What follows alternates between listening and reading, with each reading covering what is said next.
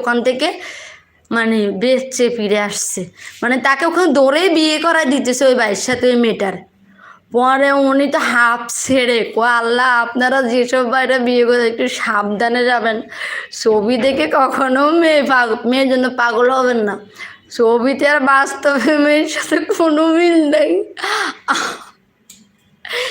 আমি এত কষ্ট করে আমি এত দুনিয়াদারি গড়ালাম একটু সুন্দর টুন্দর দেখে বিয়ে করব, আমার সাথে এই ধরনের প্রতারণা।